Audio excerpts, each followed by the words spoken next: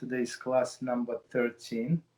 We started with Sefer Hafetz Chaim, Lashon Hara, laws of derogatory speech, and today's topic is ambiguous statements. Go ahead. Okay.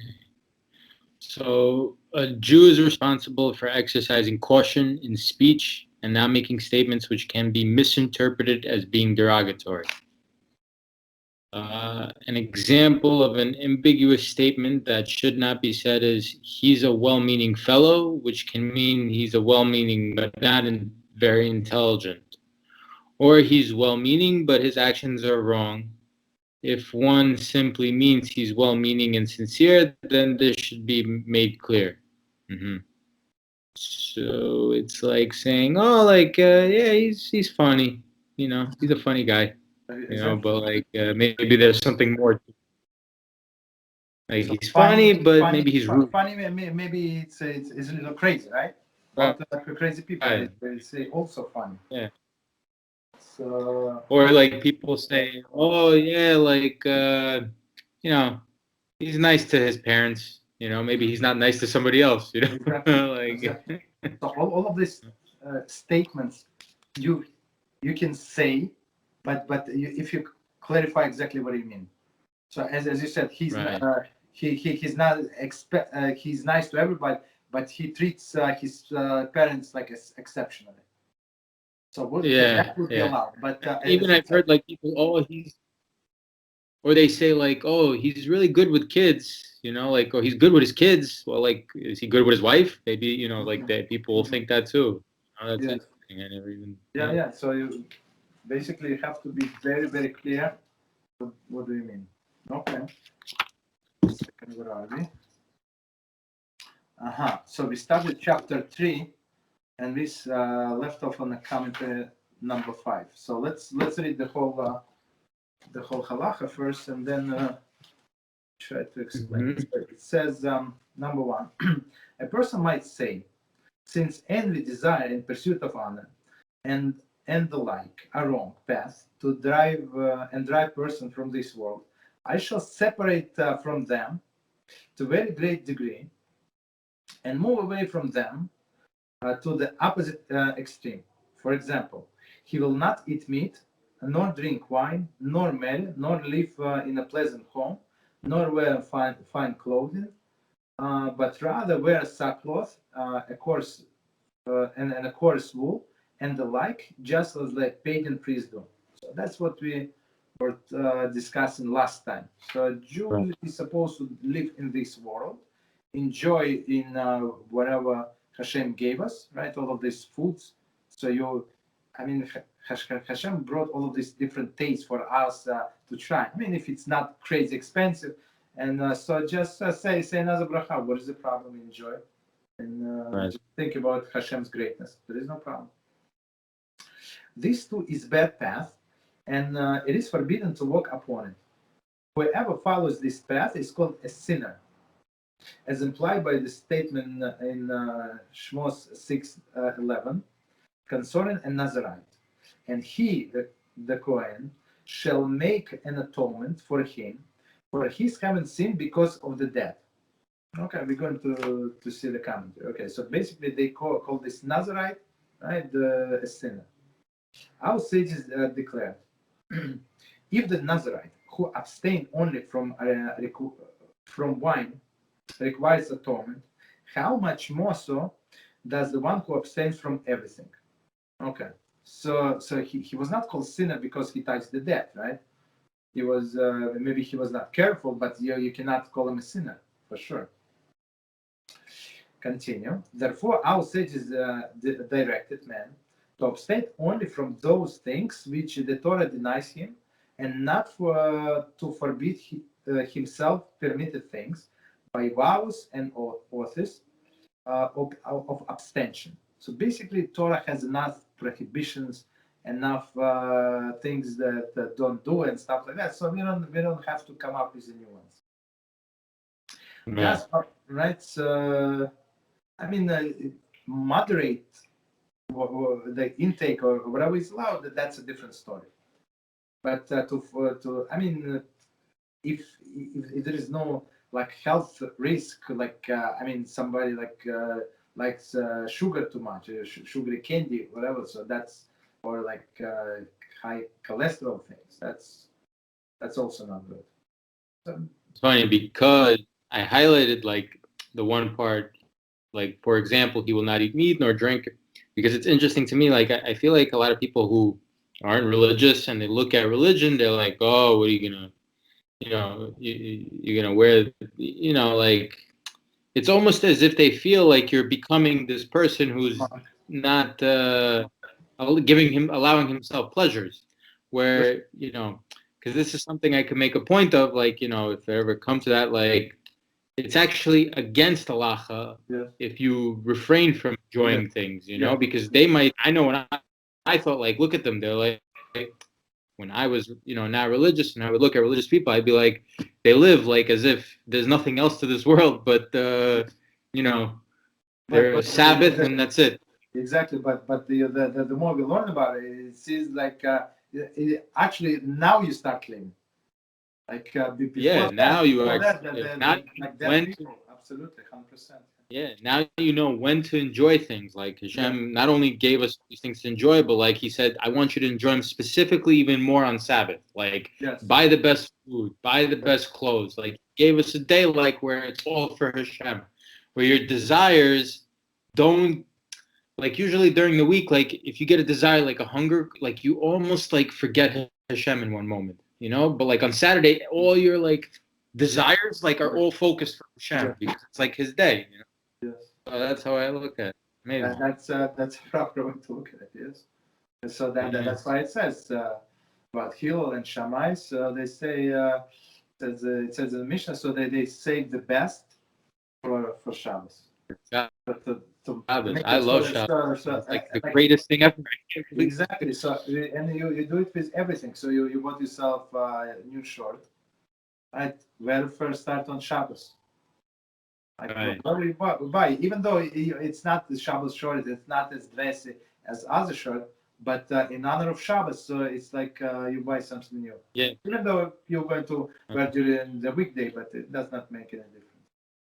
Thus, our city stated are not those things which the Torah has prohibited sufficient to you, that you must forbid additional things to yourself. So, and it's a good question, as we I think spoke last time, or maybe did not speak. So all of these monks, all of these priests, right? That Christian, that they abstain. They say they abstain, right? So Rabbi Reuven said very interesting thing. So it says in their eyes, their religion, relationship between man and a woman as sinful. That's what they say, and that's why the priests do not marry, right? Why? So they would not sin. Right. Yeah. But their religion, listen to continuation, right? But their religion needs people. In order for religion to survive, they need people. So if everybody is going to be holy and abstain relation with them in one generation, 2 generations, there will not be Christians. So they put their stake on what? On people to be sinful. So they count on people to be sinful to continue their religion. You understand how absurd it is? It's unbelievable. Yeah, I never thought of it from this point of view. Right? About the Judaism, it says, no, eat meat. When I heard him say that, I never thought about it either. Yeah, it was interesting. But that's the Catholics. I know Catholics are very into that. Yeah. Okay, so go ahead. You want to say something? No. I'm listening. Okay. Continue. This general statement also refers to those who fast constantly. They are not following a good path. For our sages have forbidden a man to mortify themselves by fasting. I mean, if he's I don't know, 400 pounds or 350 pounds, so maybe it's helping actually. But otherwise, if you normal constitution, it's the fasting is not helping. Of all of the above and the like, Shlomo directed directed and said, do not be overly righteous and do not be overly clever. Why make yourself desolate? Kahal 7:16. So basically, don't be overly righteous. Be righteous according to the Torah. That's enough. Don't make yourself like extra things. Okay, so let's see. So I'm going to skip first paragraph because we discussed it last time and start with these two, meaning that abstain from. Or let me quickly read it. Sorry. A person might say, since envy, desire, and pursuit of honor, and the like, are wrong path, and the right person from this world, I should separate from them to a very great degree, and move away from them to the opposite extreme. For example, he will not eat meat, nor drink wine, nor marry, nor live in a pleasant home, nor wear fine clothing, but rather wear sackcloth and coarse wool and the like, just as a pagan priest do. Okay, continue. This too is a bad path, and it is forbidden to walk upon it. Number 5. The Shmona Prakim, chapter 4. Rambam explains that at certain times, many of the pious adopted ascetic practices as a safeguard against excessive involvement in materialism. However, they never regarded such a practice as a goal of their own right. So the fast, for example, somebody want to fast, right? So this fast should be not in order not to it and torture himself, but it should be like maybe for some spiritual growth or some he's praying and like some other cause than not eating and drinking. Right. So this fasting should not be a goal. Okay. Others observe their behavior and mistook asceticism for an end. Mistook as asceticism for an end rather than a means to achieve the middle path. So it's one of the things that which is called maricine. So people can misunderstand what you're doing. Understand? So Right. on Shabbos, and we don't do many things, or even not on Shabbos, so we don't do some things because, like for people who do not know, it looks looks not right. Okay. I mean, or they not right, or not right, or they would learn from you and apply it in the wrong circumstances. Maybe in your specific situation it was permitted, but in their situation it's prohibited 100%. Okay. Continue. From the Rambam stated Shmona Prakim, it would appear that there are two drawbacks to asceticism. Okay. A. It might lead person to poor health, illness, and lack of strength, which would prevent him from serving God, as Rambam states in Halacha 3. So basically, the straightforward way, as we said before, we learned before, that the person has to be healthy, and just kill yourself with these fasts and like starving yourself, and that's not healthy. That's not good. Right. A person when a person is sick, not sick, when he's hungry, he cannot think straight. He cannot learn. He cannot understand things. I mean, because in his mind, it's always food. Right. So, and B, person might err and feel that he has fulfilled his obligation to serve God through these ascetic practices. As a result, he may never feel he need to dedicate himself to the service of God as he prescribed in the Torah, him in HaShem. So that's how Mesilas Yesharim starts. I think it's in the first paragraph. Yeah, go ahead. So they're saying basically a person who like isolates himself to the point of like, to like get away from everything. You might say, oh, I've done enough. And that's it. Like now I can, I've sacrificed a year. So exactly. Maybe that's it, right? Exactly. So look, I'm holy. They're all eating three times a day, and I'm eating a piece of bread in the morning, and that's it, and drink some stale water. So in his mind, Right. he's on I did my duty. I mean, in his mind, he's on a high spiritual level. All of these people, all of the other people beside him, right?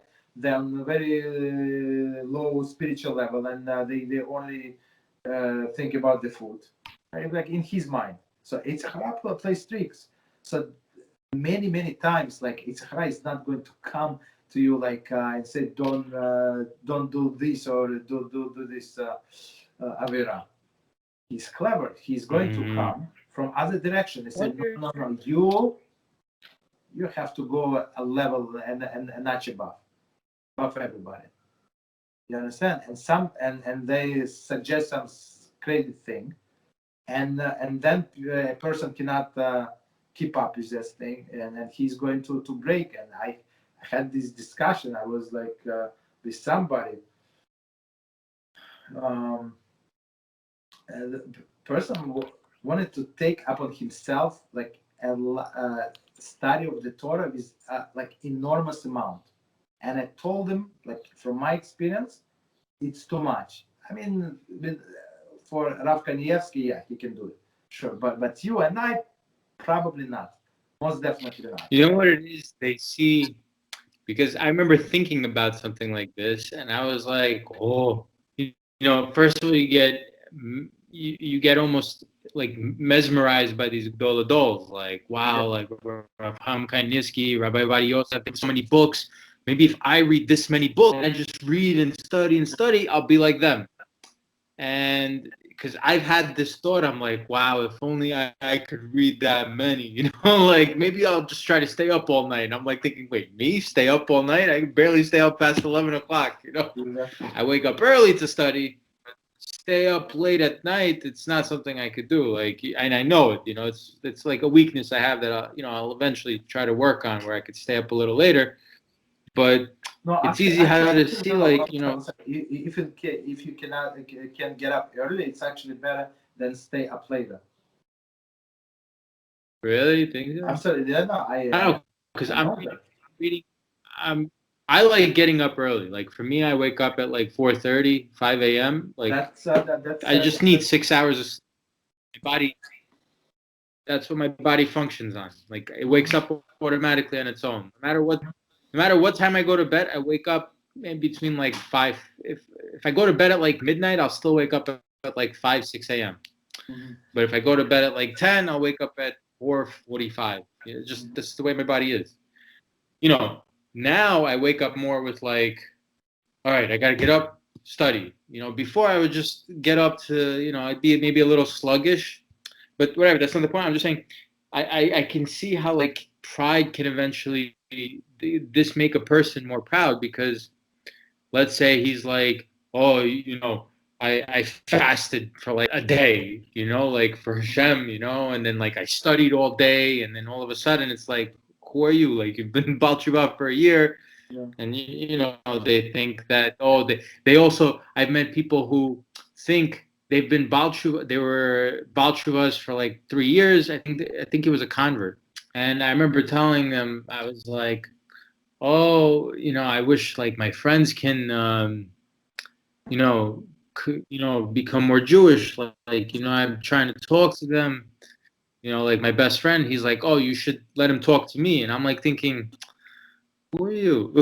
You know, like you're Baal Tshuva yourself. Like how you're going to let him talk to me? Like, you know, I don't know. I just didn't like it. It feels like pride can easily get like, he's a very intelligent guy and very like, you know, like he loves studying, but it's like, still, like, you know, I would never be like, oh, you should let him talk to me. You know, like I'm not even that, you know. Yeah. But, you know, pride can get in the way here. You know, if you think you're doing better than everybody else, you're doing more than everybody else.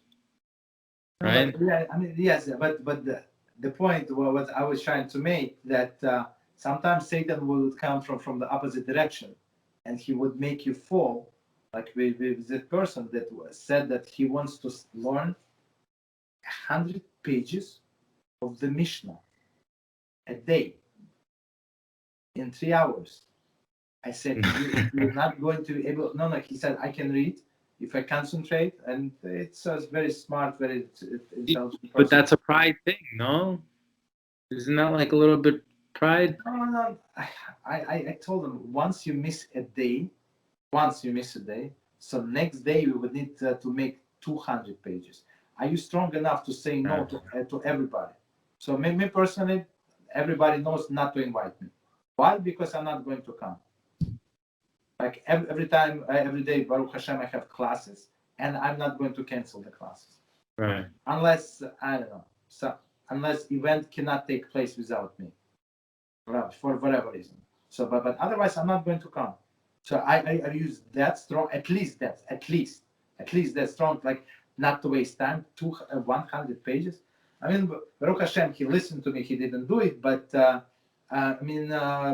you have to be reasonable because that's right. What Satan wants. He wants you to fail, and I say, look at you, you loser. Yeah, you understand? And personally, you're going to get into depression and stuff like that. Yeah, you know what? Maybe my mother-in-law was right about me being a loser. Maybe right? Maybe my sister-in-law was right. So yeah, so we don't give Satan this thing. Okay, so continue. Continue with the commentary. There is a third disadvantage.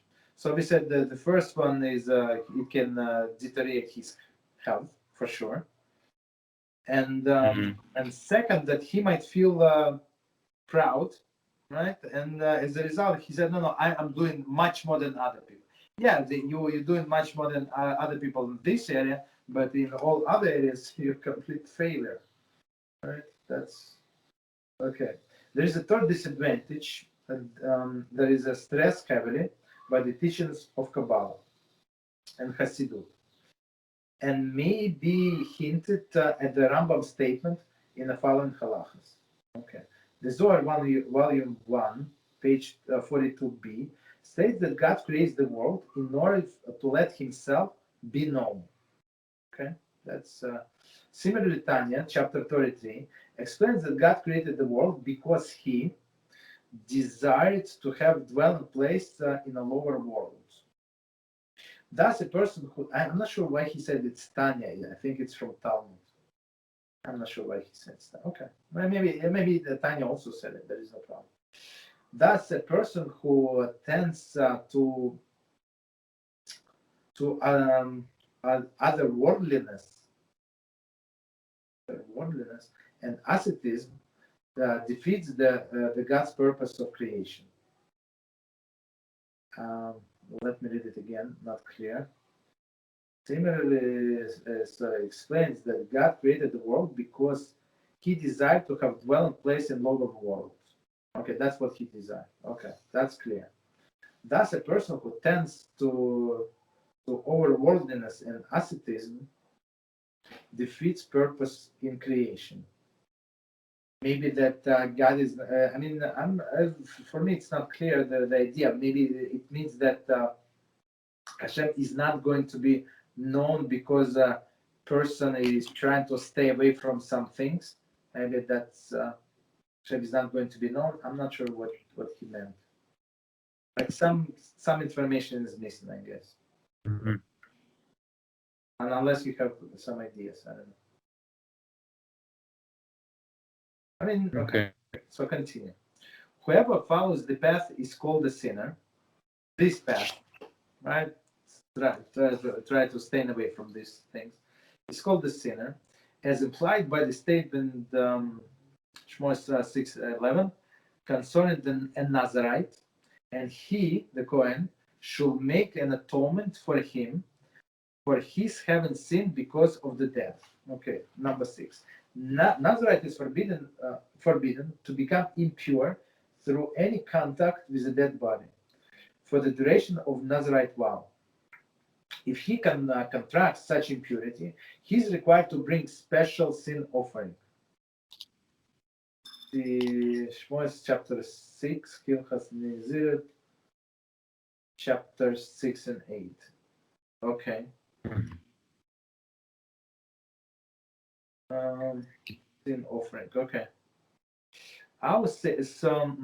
So based on this commentary, so he's considerably sinful because he was not careful and touched the dead body, or maybe stepped on like part of the corpse. Like in olden days, they would bury people wherever they die. They would die. Like, and it says that with their death, they would acquire this forearms, and that they would be buried like that. So meaning now, when you plow the field, it could be like somebody was buried there. Now his bones are going to come up. Right. So it's yeah. So it was very possible. So the person that is Nazarite, he was working in the field. There was no dead body. There is no cemetery. But something happened. So they call him sinner. Mm-hmm. Continue back to Rambam. Our sages declared. Let's see the commentary, sir. In Tanit 11a. Interestingly, the author of this statement, Rabbi Eliezer Kfar, is also the author of the statement in ours, that envy, desire, and pursuit of honor drive the person from this world. Okay, so it says, okay, so what did they say? If a Nazarite who abstained only from wine is requiring atonement, how much more so does one who abstained from everything? Which makes sense. It's I mean, HaShem created all of these beautiful things, and you abstain. I'm above it. I don't like it's like for me, like the way I understand, it's like in salt. So you bought a present to somebody, and that somebody just threw the present on the counter, did not even open it, like did not care. So for you, it would be solid. You spend your money, you work on it, you had all these ideas and disrespect. Right. Therefore, our sages directed man to abstain only from those things which the Torah denies him, and not to forbid himself permitted things by vows and oaths of abstention. Okay, so we have 8 and 9. So it says 8. One should not conclude that Rambam completely disapproves the vows and oaths, of course.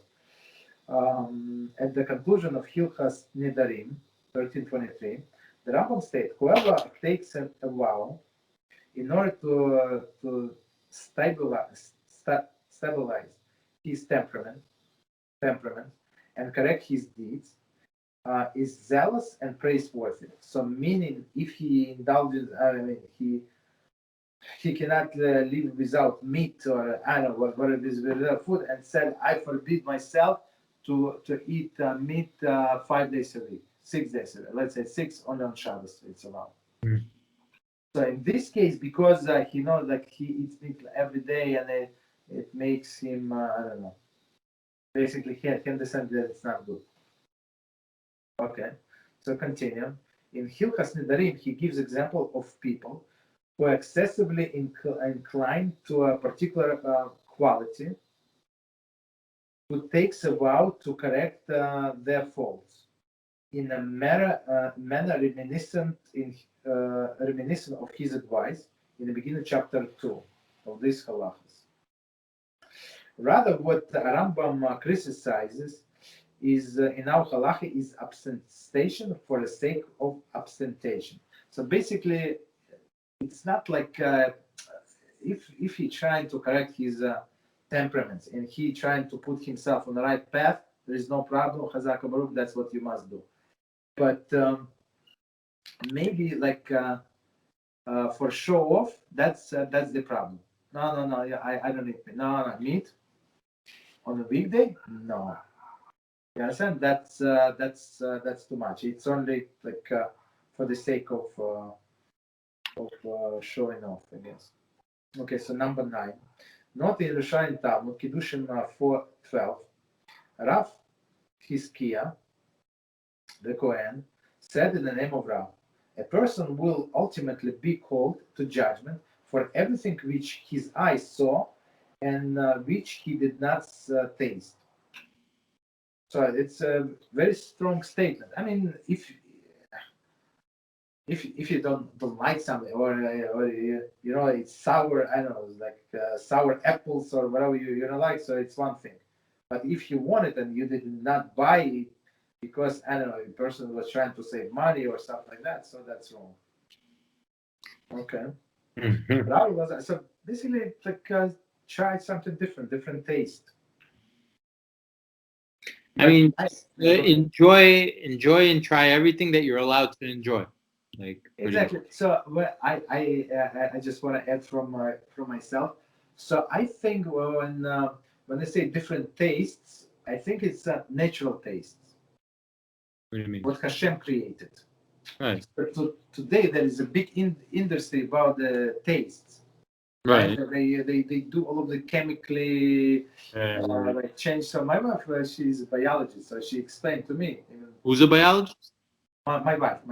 Oh, she's a biologist? Yes, so she knows all of these things, and so she explained, even many years ago, Baruch Hashem, when she was learning, she said, you do not understand. With all of the chemical, she was like top of the class, so they were able to make different, like, what it smells. Smell of the peach. They knew the formula. You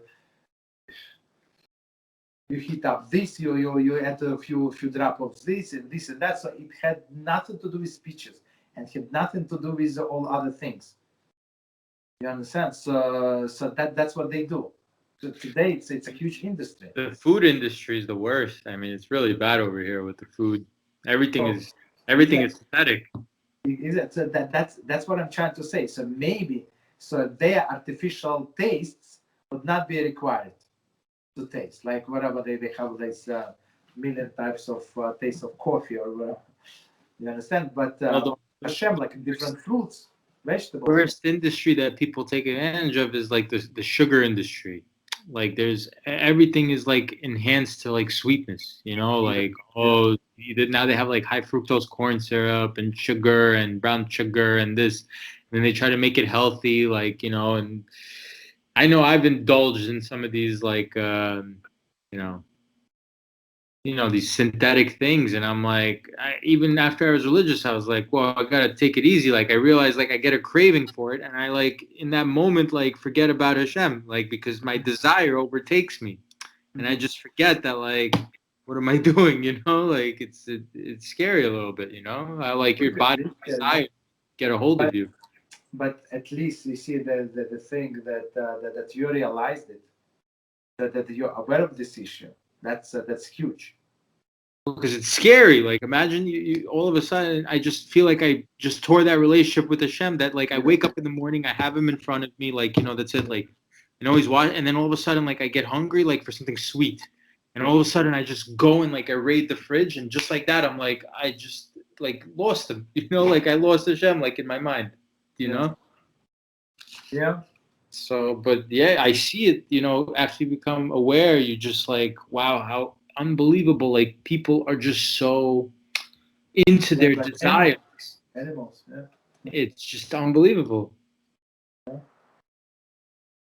Okay, so continue. Rav Lazar was concerned because of this teaching. He saved his pennies and would purchase and eat from every fruit once a year. Yeah, I highlighted this. I like this one.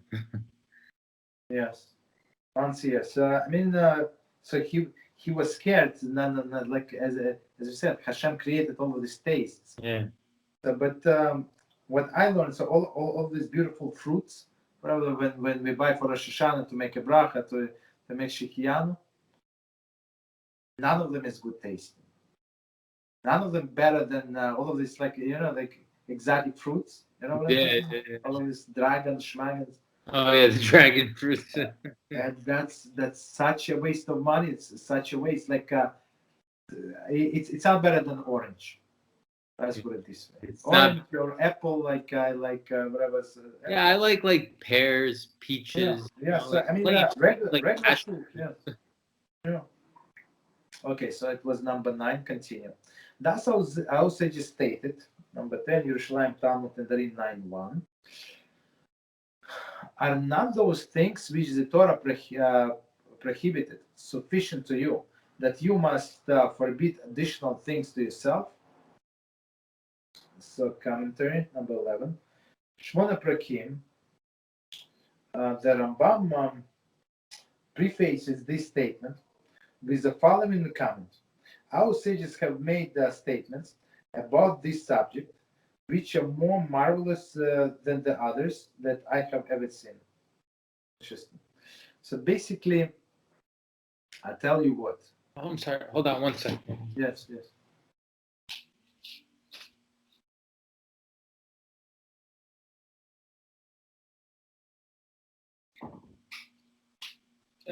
Sorry. Okay, go. No problem. So what did I want to say? So basically, learning now in my morning class. I'm sorry I interrupted. I had to close the door. No problem. Learning about all of the forbidden foods. So in order, so people wanted to learn about forbidden foods. So and the guys. So I told them to pick the topic and gave him like 15 different topics. That's what they picked. Okay, whatever. So everybody like thought that it's going to be like two and a half pages. I said we're going to spend. I told them so we're going to spend 3 or 4 or 5 months learning about this. So whatever you choose for me, even though I covered it, after 3 months or 4 months or 5 months, it's like new material, almost new. Yeah. I don't have such a great memory. I mean, I'm trying, but so and there are so many like forbidden things, so many like the unexpected things. Really? That's forbidden? Yeah. For forbidden foods. So basically, before forbid yourself any food, right? Just try to learn halacha what is forbidden, because for sure you eat something that is actually forbidden. Really? I thought it was like pretty simple. Especially so we finished one chapter about these bugs and how many sets of lashes, right? So and it says clearly. So Rambam is saying, I give you just one example. So he's saying that the bugs that come from water, but it's not from a river, not from an ocean, not from the sea, but from a standing water. Mm-hmm. So you have water in your vessel, or whatever vessel is it, right, outside, and after sometimes you see like all of these bugs like crawling around.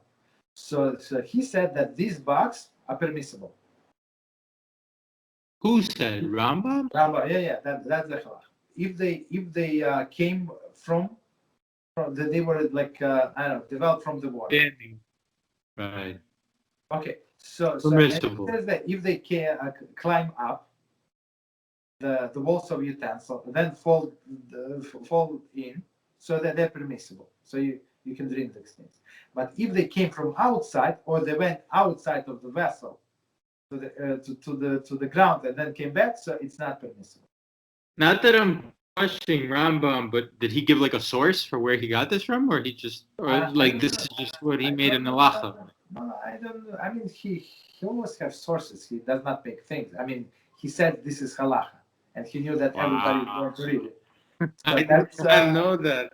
No. So it depends, like where these bugs are coming from and stuff like that. So that's not one of my points. So unless person checks, even it says check, he buys his salad whatever from the store supermarket and it says check, you must double check.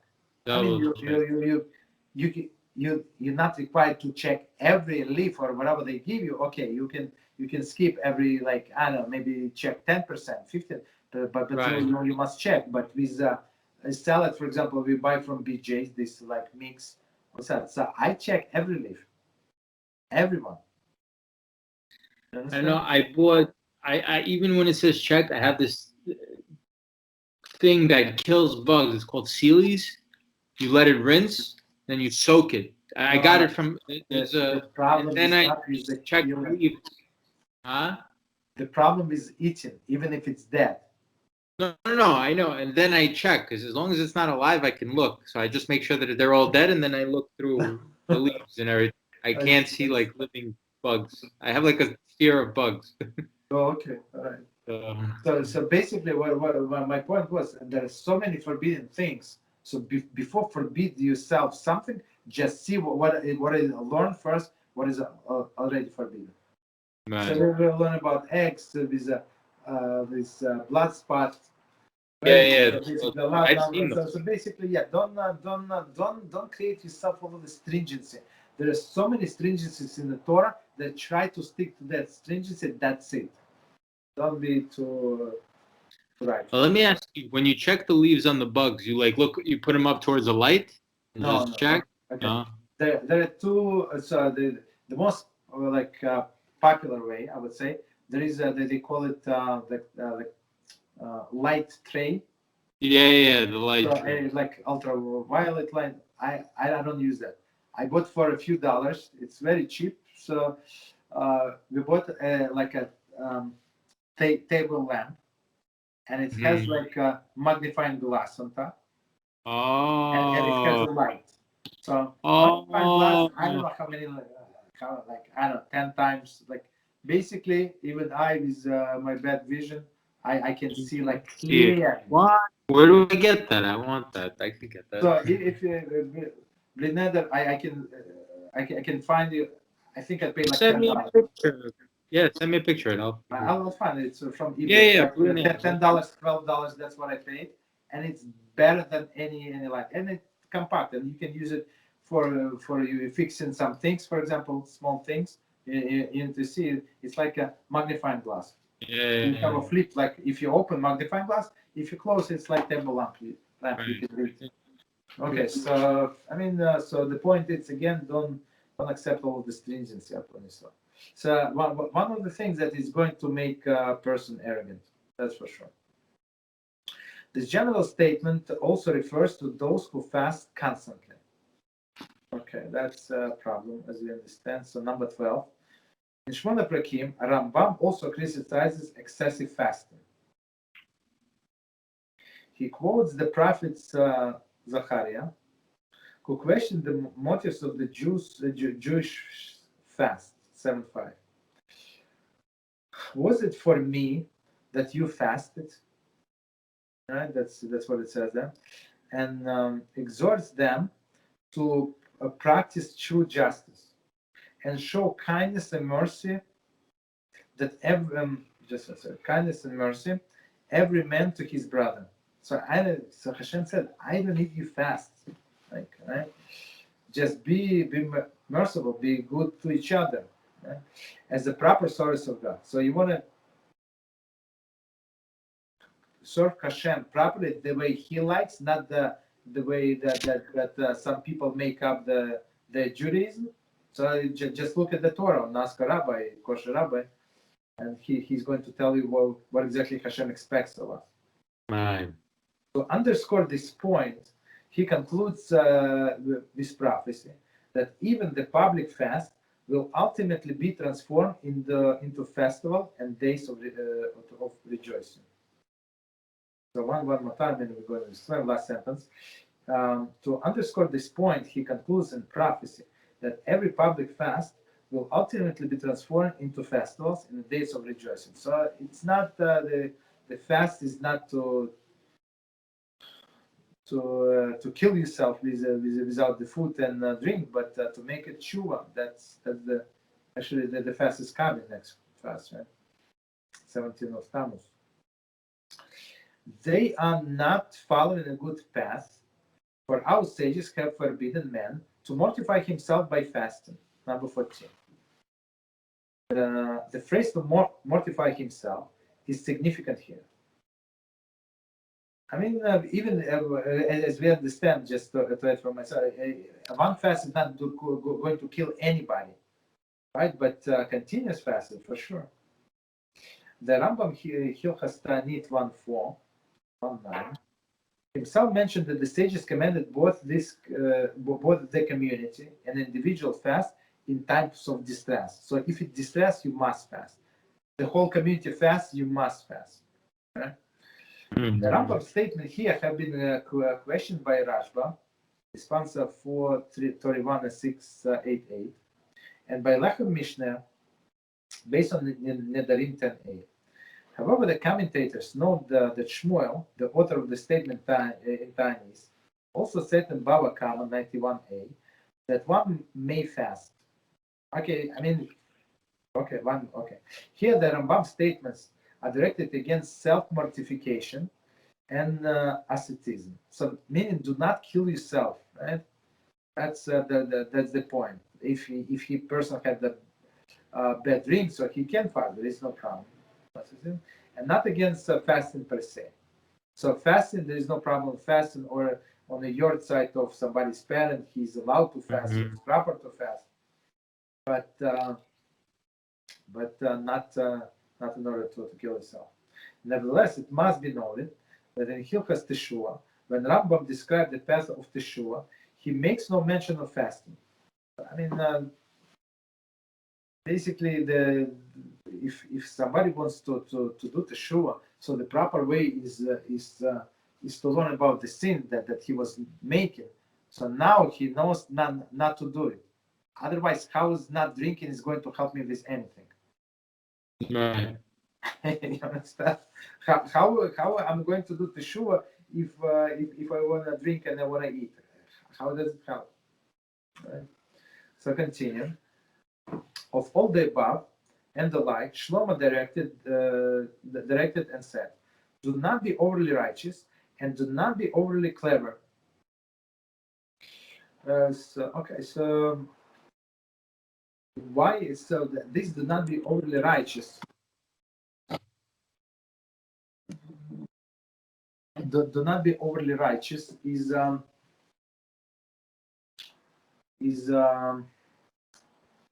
what is it? One example that I remember. So this guy, the shul, and you go there. This on Avenue L, this Landau shul. Landau. Yeah. Landau. So I went there once to daven Mariv, and there is one guy with the ripped jeans, with this T-shirt from I don't know, like fancy schmancy. Right, with keep fly with the wind, and he puts gartel for whatever reason. He puts gartel over his T-shirt. Like I don't know what he. And he stands next to me, right next to me, and we down Shmona Esrei, and he bows with every blessing. Every blessing. So he's trying to. I mean, he didn't learn it. You understand? We're not judging him, but he's trying to be overly righteous. Right. So even though I didn't know you could do that. Yeah.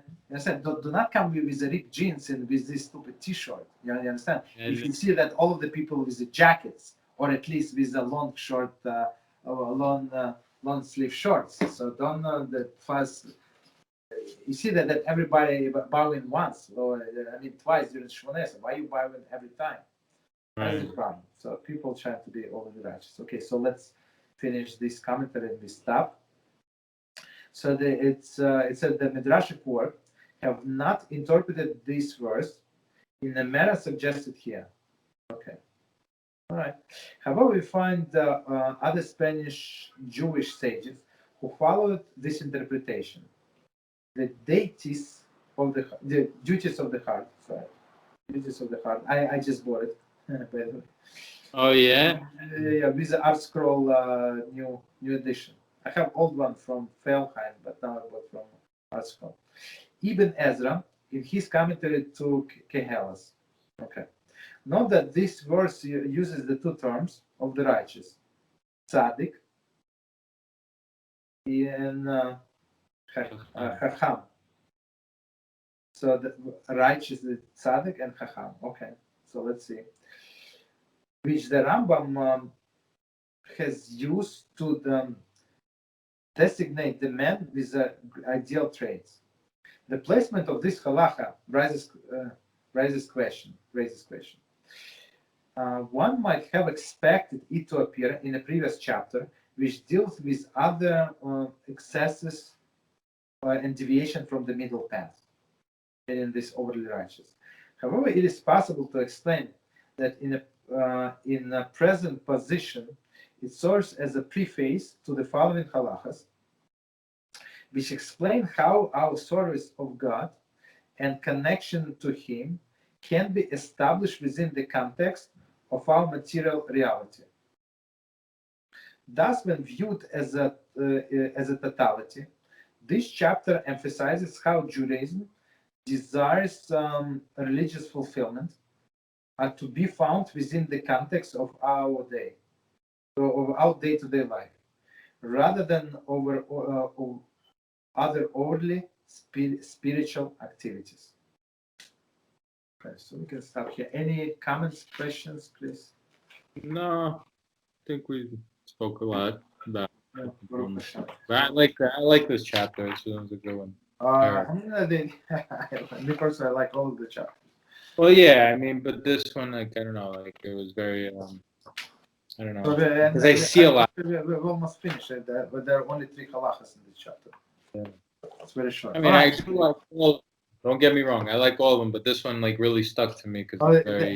That's why I'm talking to you. Okay. Okay. Yeah. I mean, everybody have their own interests and stuff like that. Yeah. Very nice. All right, so let's stop here. So until next week, HaShem. Thank you. Bye bye.